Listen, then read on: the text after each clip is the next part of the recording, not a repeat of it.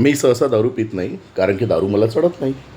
माझी दारू पिण्याची एक आगळीवेगळी पद्धत आहे. जेव्हा रात्री सर्वजण झोपले असतात, तेव्हा मी अचानक उठतो, आतल्या खोलीत जातो, कपाटातली दारूची बादली काढतो, फळीवरचा ग्लास घेतो, बादलीतली दारू ग्लासात अलगद ओतून देतो, ग्लासातली दारू पिऊन टाकतो आणि बादलीला बूच लावून बादलीबरोबर कपाटात ठेवून देतो. आणि आतमधल्या खोलीमध्ये बघतो तर बायको मात्र पलंगावर गाढ झोपली असते. कळलं?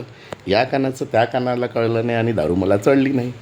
मी थोड्या वेळाने पुन्हा उठतो, कपाटातली बादली घेतो, बादलीतली दारू बुचात ओतून देतो, बुचातली दारू ग्लासात टाकून पिऊन टाकतो, ग्लास फळीवर पूच लावून ठेवून देतो. आतमधल्या खोलीत डोकावून पाहतो तर बायको कपाटावर गाढ झोपली असते. कळलं? ह्या कानाचं त्या कानाला कळलं नाही, दारू मला अजून चढली नाही.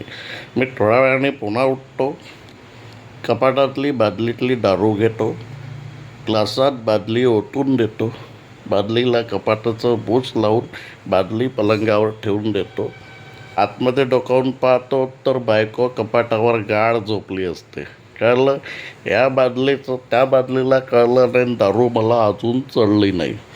मी थोड्या वेळाने पुन्हा उठतो, बादलीतली दारू कपाटावर नेऊन पिऊन टाकतो, कपाटातली दारू बादलीला लावून ठेवून देतो, बादली बायकोला ठेवून कपाटावर ठेवून देतो.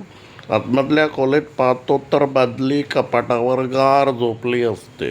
कळलं? या बादलीचं त्या बादलीला कळलं नाही, दारू मला अजून चढली नाही. मी थोड्या वेळाने पुन्हा उठतो, बादलीतली दारू कपाटात ठेवून धुवून टाकतो, बादलीतला ग्लास कपाटात नेऊन पिऊन टाकतो, बायकोला नारीत जाऊन धुवून टाकतो. कळलं? या बायकोचं त्या बायकोला कळलं नाही ना, दारू मला अजून चढली नाही. मी थोड्या वेळाने पुन्हा